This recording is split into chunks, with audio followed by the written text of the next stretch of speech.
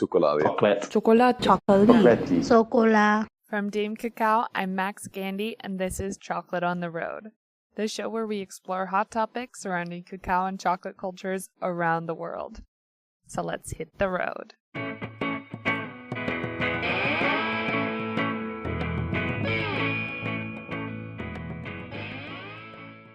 Hey chocolate lovers! So 4 or 5 times a year, there are 2 weeks in a row with no new episodes. So during those opportunities, I'll be sharing a full-length interview done for a previous episode. In this case, that episode was the internet. So that topic had a major impact upon the questions I asked. This week's guest is Pam Williams. Pam is the founder and lead instructor of Ecole Chocolat, as well as co-author of the book Raising the Bar. I found Pam's story to be incredibly interesting and inspiring, and not always completely about chocolate. And I hope you find it interesting and inspiring as well.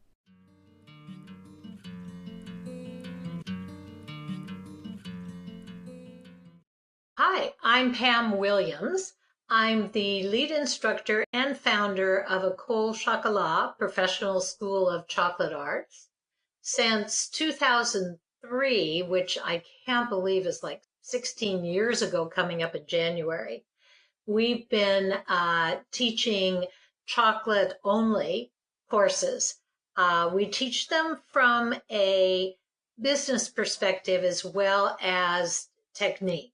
We try to give our students everything they need to know about working with chocolate, about the chocolate industry, about production, how to be really efficient, how to make fabulous, wonderful things. We do a lot of recipe development. We do a lot of tasting in every one of our programs because my feeling is if you don't know how to taste chocolate, you can't make chocolate. Agreed. Do you have any chocolate or cacao pet peeves? Oh, pet peeves. I think one of my biggest things that I spend a lot of time telling people about is they assume that because a bar says it's 85% as opposed to 65% cocoa, that it must be better. And really, your cocoa percentage only tells you the sweetness level of the chocolate that you're buying.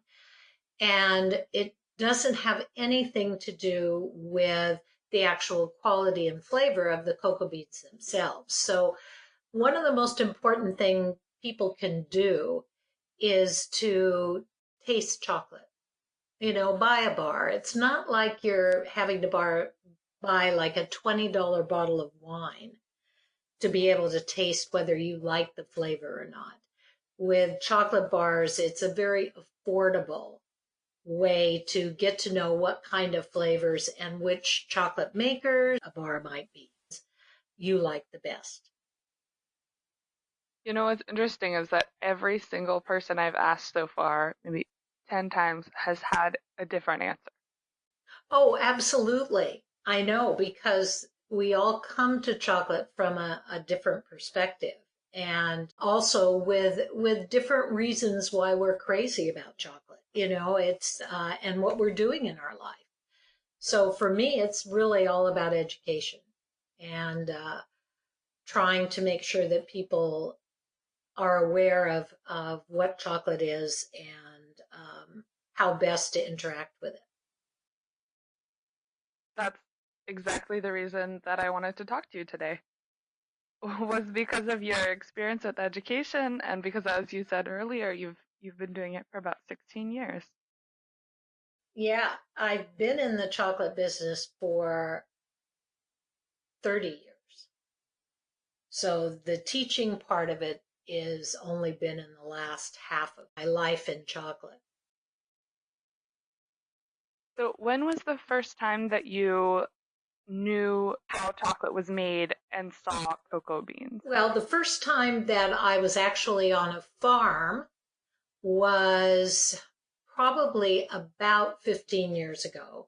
But the first time I saw cocoa beans and the chocolate making process was when I was very, very young, we ended up in a chocolate factory, and I think it was a Hershey's chocolate factory in California, but I could be wrong because that's where I grew up. But I remember seeing the dried cocoa beans and the big tanks where they were conching. And I remember that from my childhood, not young, young, young, but maybe tween or something. When I first got into the chocolate business and had opened my chocolate shop, I went and visited with Gary Guittard at the Guittard factory.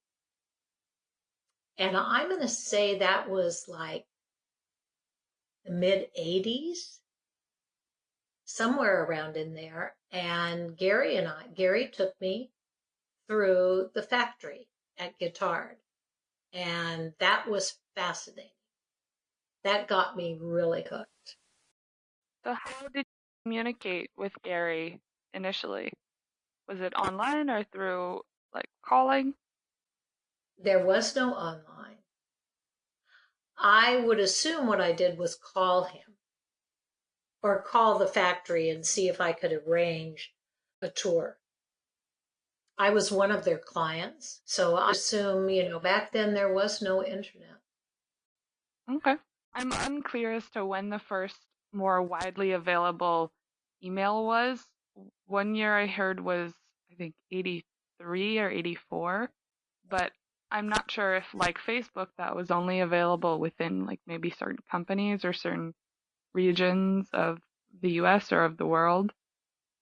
Yeah, I can't remember when I first started in on email, to be honest. I remember that for about the first 10 to 20 years that we were buying equipment, right? Be it a desktop or a laptop or whatever, the price stayed the same, but the power of that equipment and the size of that equipment got smaller and smaller, you know? And the power got bigger and bigger. It was interesting. It was like, I remember somewhere around, I don't know, the 90s, that I was like laughing because every like 3 to 5 years when I'd go to buy a new desktop or laptop or whatever, I was paying $3,000. But what I was getting for that was like times 10 what I'd had before. Every day I'm amazed when I see what has happened with technology over my lifetime. I mean, it's crazy, and I love every minute of it. I think it's all great. I mean, I remember we used to record on VHS tapes on the upstairs TV. My parents would ask me to set the VHS to record things, and I would forget or I would record over something. And we used to watch like old episodes of CSI on the VHS, which we only had upstairs. Now Right. it's like Netflix on your iPhone. Yeah, exactly. Exactly. I remember I was leaving Hawaii and I realized I did not have a movie for the plane. And I downloaded a movie and was downloading it as we were driving to the airport and got it downloaded probably about a half an hour before I had to board the plane. And if you'd told me even 20 years ago that I'd be doing something like that, I would have like been amazed. I wouldn't have, I would have been excited to know that I could do that, but I would have been totally amazed. But it wouldn't have surprised you based on where the internet was in like the late 90s. No, I knew that I realized the sky was the limit. Because things, were just moving so fast and people were just getting smarter and smarter about it. And, so I knew this was, that what we were seeing in Star Trek and all this stuff would come to be.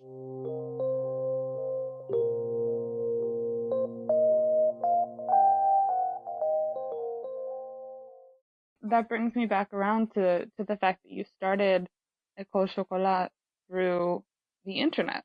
It's a primarily internet-based business. Was that very purposeful? Or like some people maybe would start selling online these days because they don't have enough money to start a brick and mortar, or they want to keep people updated and go to farmers markets. But you started in 2003 online. Could you tell me more about that? Yes. Yeah, the reason why we did is in up until that time when I decided I could do that, I had been answering people's questions by email, and those people didn't weren't in my community at all. They were from all over the world. And so I realized that if I was going to teach professional chocolate making, and professional is the key word here. I didn't set out to have classes on truffle making. That wasn't my goal. My goal was to work with people who wanted to start a business in chocolate, in whatever field of chocolate they wanted to get into, who wanted to start that business. But none of them were from my region or town or anything. They were from all over. So it started as an online business because I had been creating online education for about maybe 7 years when I came up with this idea. I'd been doing it in the field of technology, but not in chocolate, obviously. But that's when I said to myself, I could teach someone how to open a chocolate business online. And because I had been in the business myself, because I had the knowledge of how people learned online, what the possibilities were online to reach people in their communities who wanted to do this. And I knew how to code because I didn't have to pay someone to code. I knew how to code and I knew how to set it up because I had been instrumental in setting up the online learning platform for the University of British Columbia that I was working with. And all those three things kind of had to come together to to make the idea be a light bulb for me. If I hadn't had those three different things, I may not have had that light bulb. The choice was never to be online. The choice was always to be online. The choice then became, well, do we open a brick and mortar as well where students can come and learn with us? I decided that I didn't want to bring students into a not real environment. So I did the harder thing, which was go out and find chocolatiers and opportunities to go into someone's actual working laboratory and work with them there. That was the harder and more expensive choice for that end of the business, because of the fact that you have to talk people into doing that and spend a lot of time doing that. But online was always how we were going to open the school and have be able to reach the people that needed us.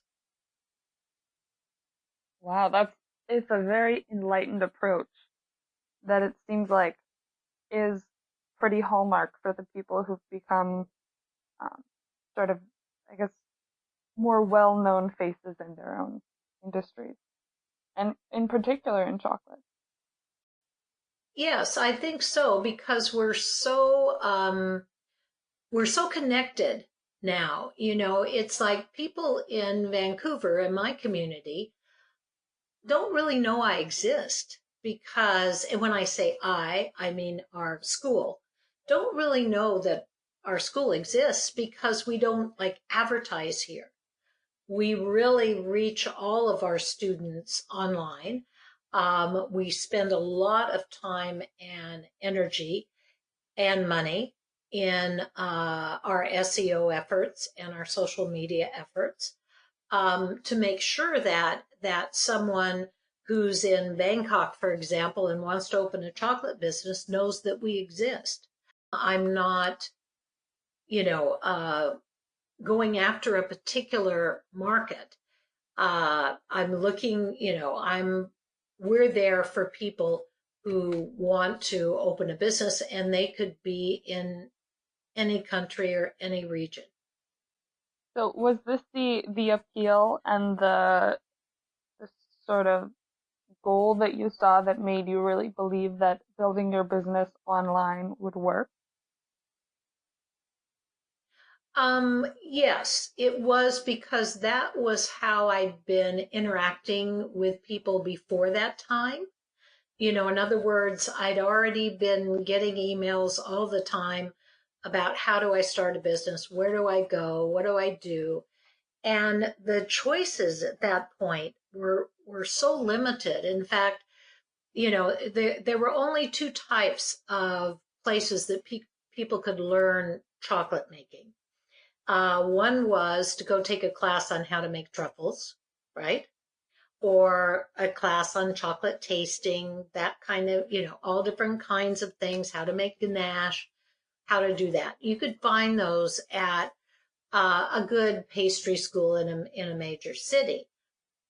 The other training that was available, and there were only two places where that was available, and that was to approach chocolate making from a technology. And when I say that, I don't mean internet technology, I mean chocolate making technology.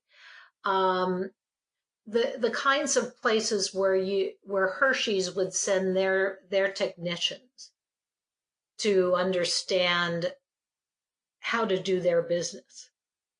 So it was a totally different environment and very expensive. Uh, so those were the only choices, and there were only a couple of choices in either one of those categories.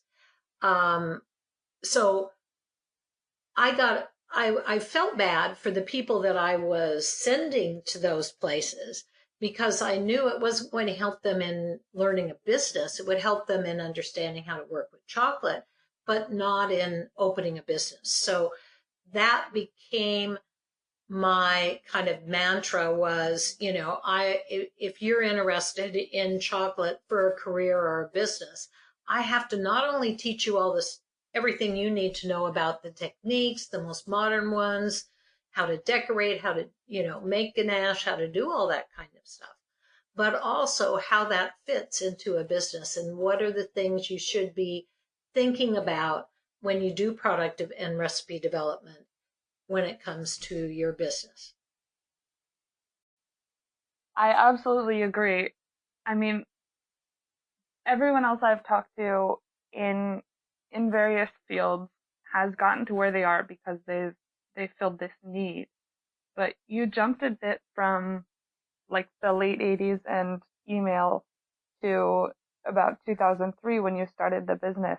Uh, when did you realize that there are different corners of the internet where people outside of Vancouver are looking for answers in chocolate, for example, or different niches and communities online?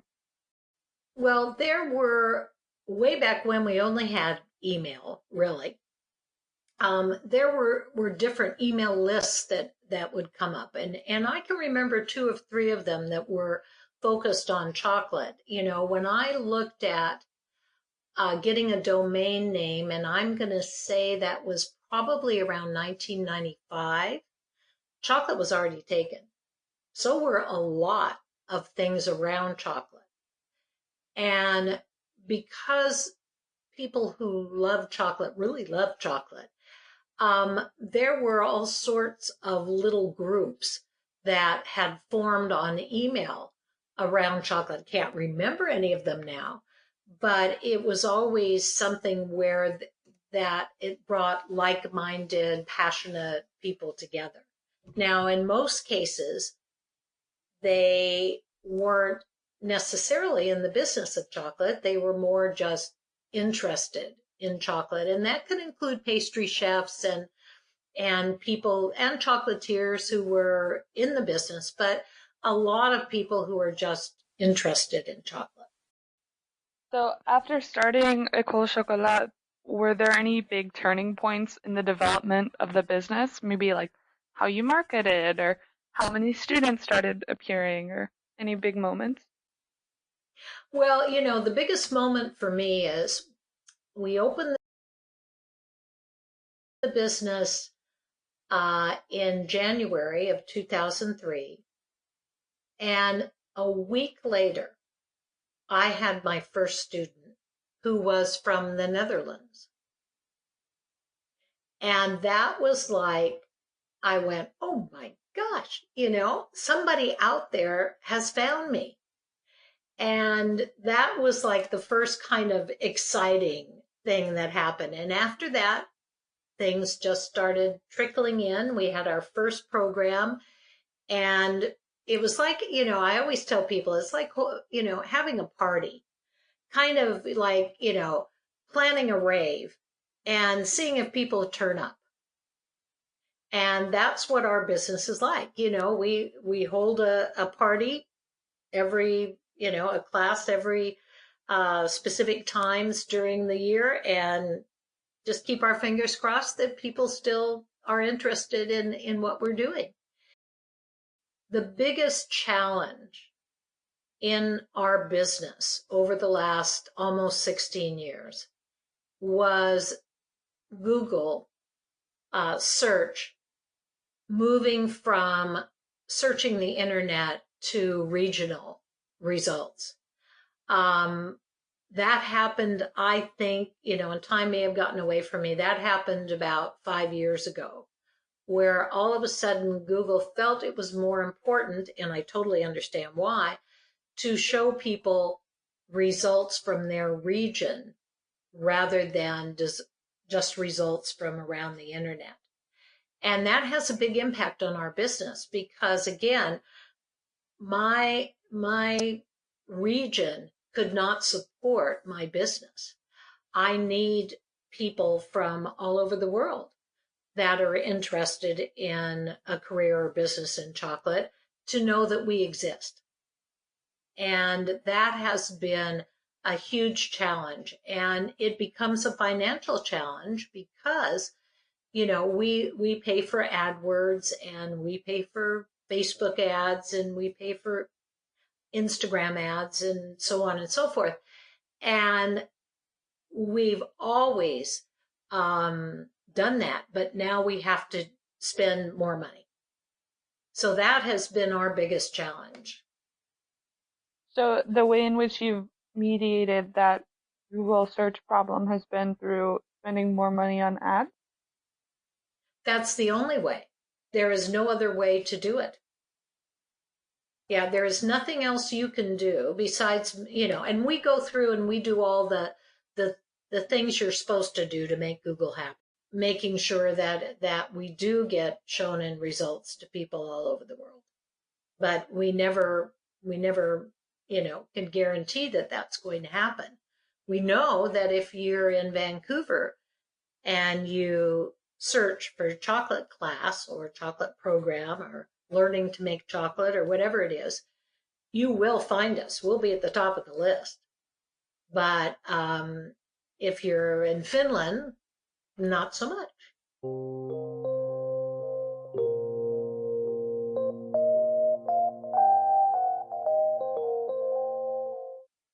How much did that first student proving your business model have an impact? Like how long did that high last as a business?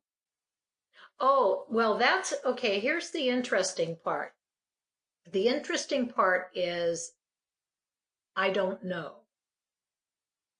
Okay, because one of the things that is a huge challenge in education in general, not just our school, but education in general, it's so hard to get our graduates to keep us posted on what they're doing.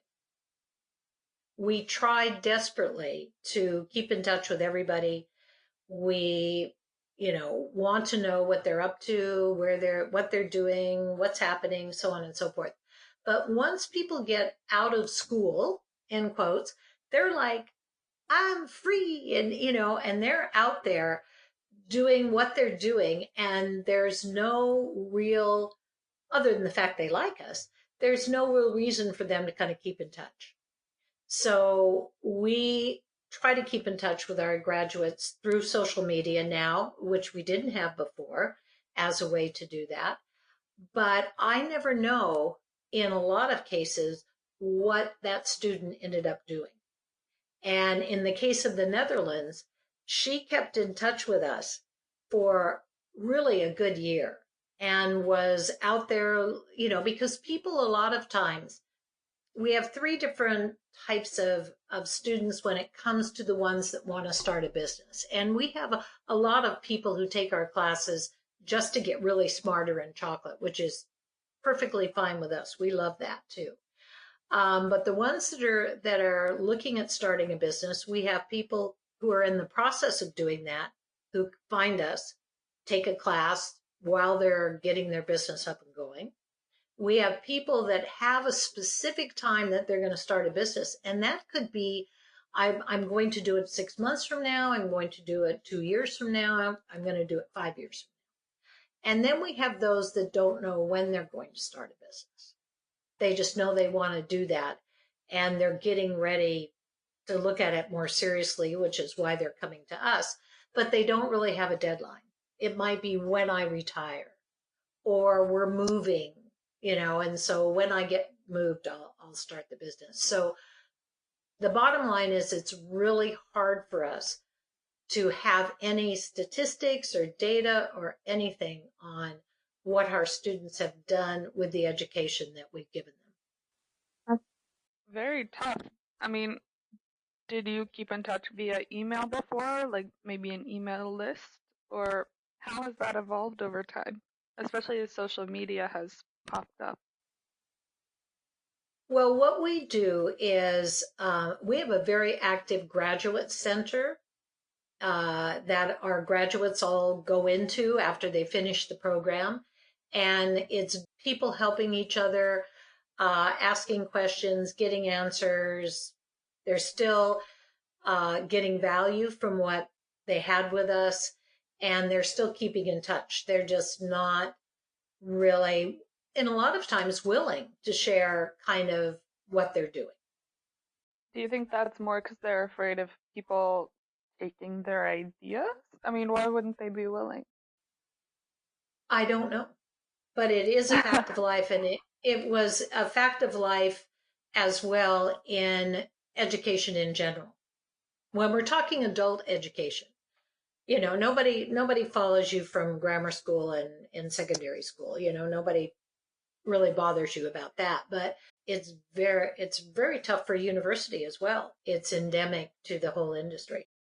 Yeah, it's been very interesting to, as I get a bit older, realize that universities are a business. It's just the weight Right? that we put in them as humans. Yeah. So I'm sort of unclear. You're you're a chocolatier in the 80s, I know, but there's this big gap, and you know how to code, and you tackle problems head on. I'm I'm wondering what was it that you were doing between like maybe 1980 and 2010? Where did you learn how to code? Like, how did you get here, Pam?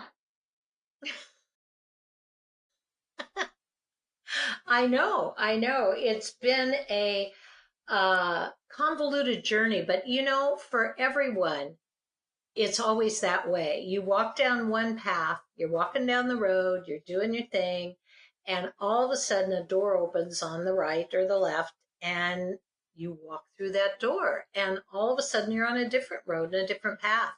But you're taking with you everything that you learned on that first road. It's not like you lose any of the knowledge and what you gained during that time. And my life seems to be in kind of about 10-year segments up until now. I was basically, because I had my chocolate business for 10 years, and I sold it because I was looking at what other options I had. I'd been doing that for 10 years and I felt like my I needed some new options. So I had an opportunity to sell my business, which I did, and to a friend of a friend, so it was great. And I started thinking about, okay, what do I want to do now? And what do I want to do with that money? And at that point, I went with a friend to a technology seminar. And during that seminar, it was taking place at this teaching facility in Vancouver that taught internet coding and programming and all that kind of stuff. And that's where the meeting was being held because it was technology focused.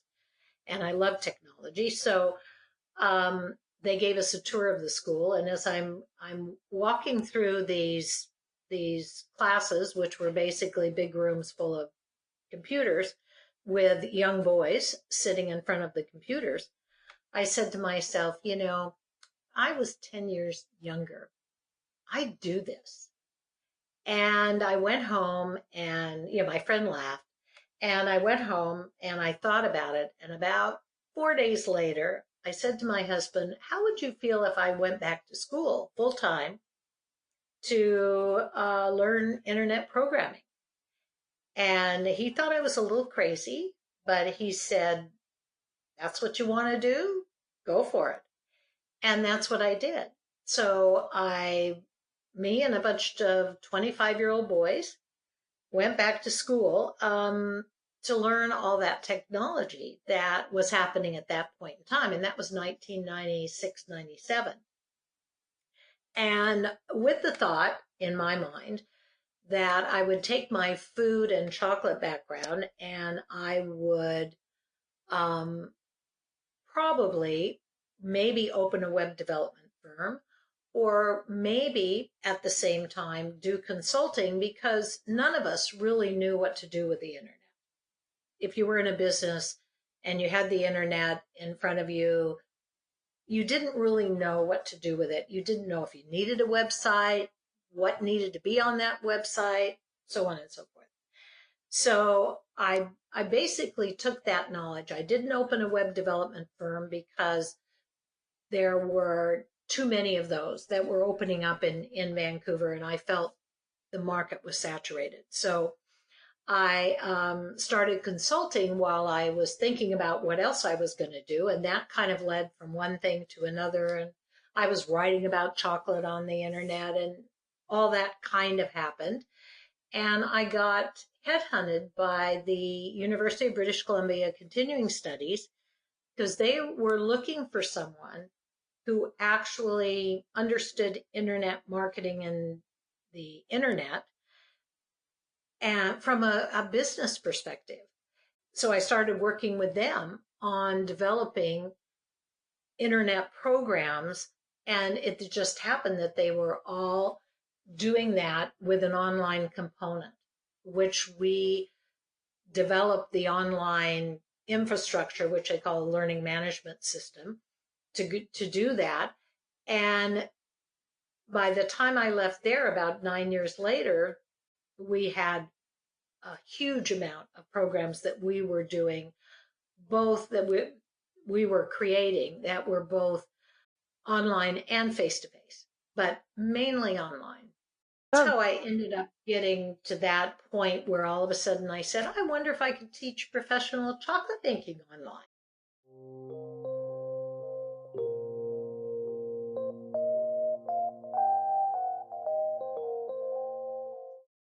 going back a little bit, can you remember the first time you talked to or communicated with someone using the internet? You know what? I can't.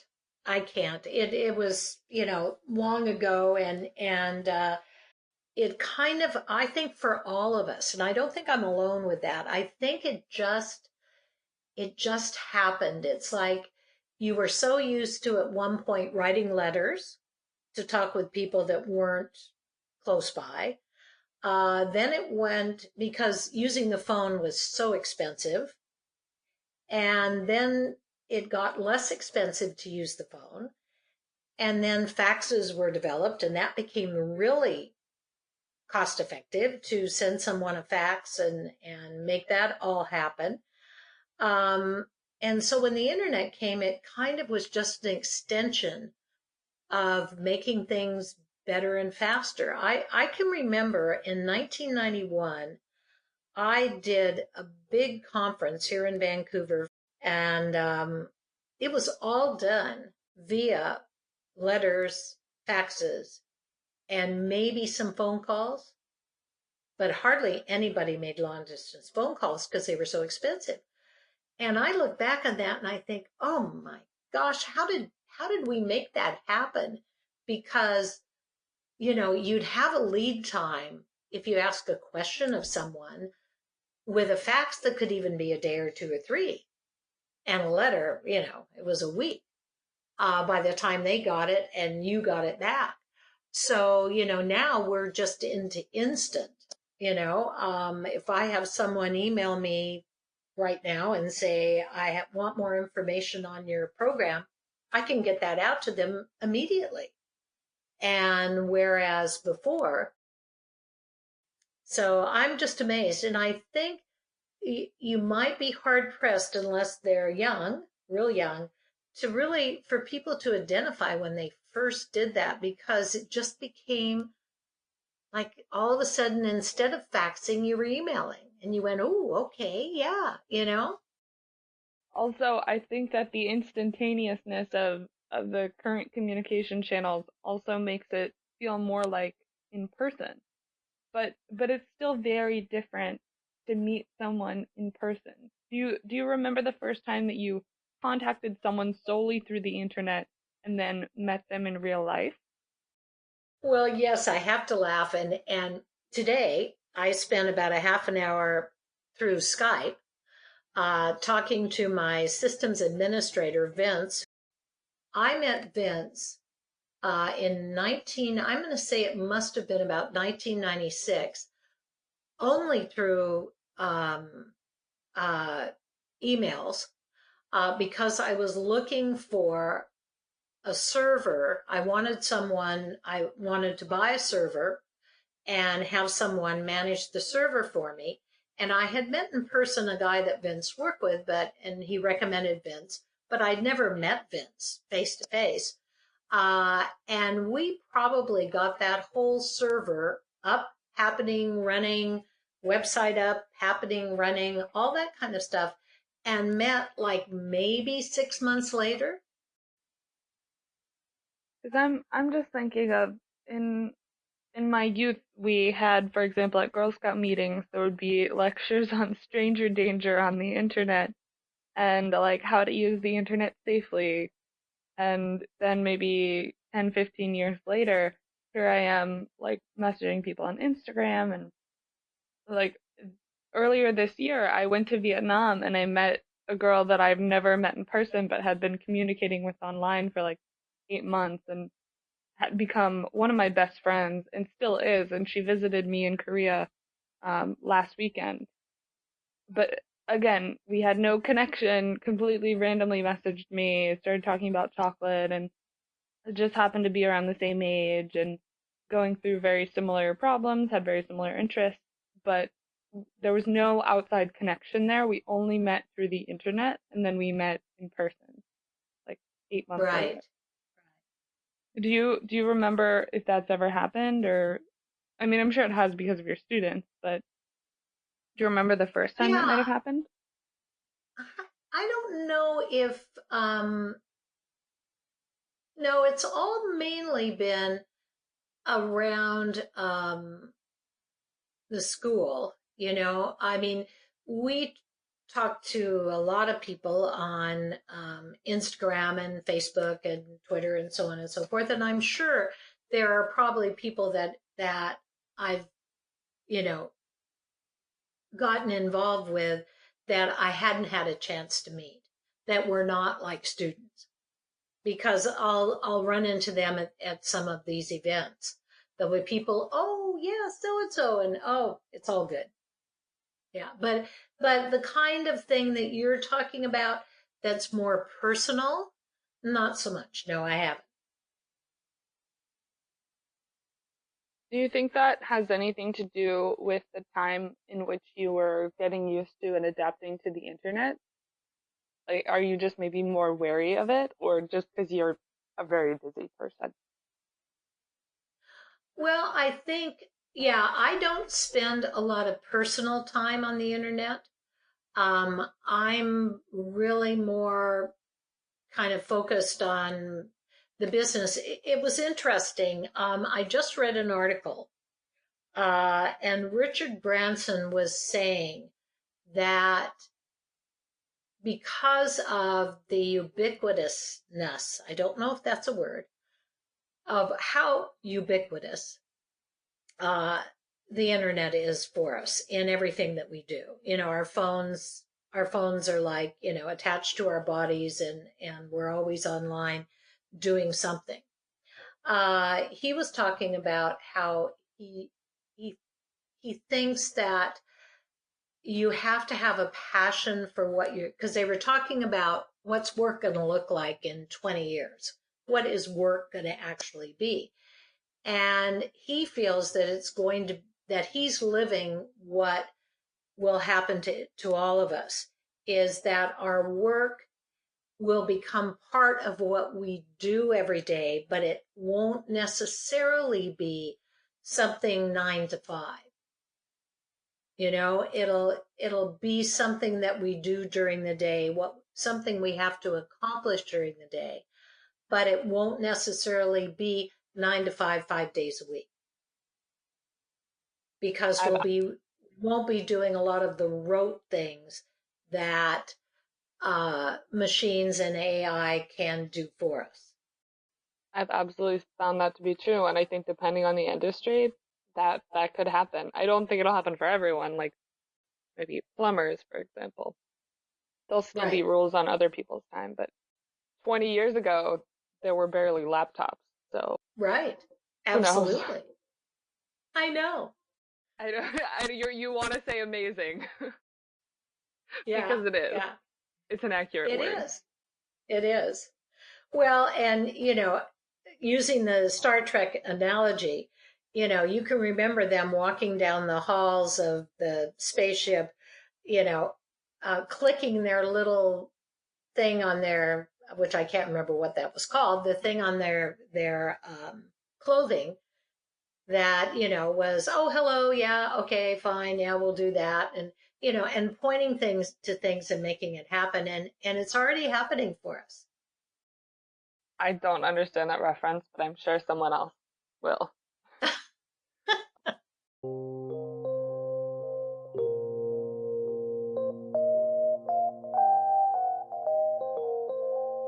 My students and graduates are really precious to me. And I know that sounds self-serving, or it sounds kind of mushy and whatever, but when you meet someone and work with someone who has that passion for whatever it is that we share. We share chocolate. It could be something else. If you're into opera, it could be, we're sharing this passion for opera. It happens in my life to be chocolate. And you meet people who are as passionate as you are and really trying their best to be the best they can in whatever they're doing by learning as much as they can about it, doing their homework about it, nothing to do with our school, but just in general. It's so wonderful that you really feel this connection, you're really sharing something. And I'm sure you found that in other things that are important in your life.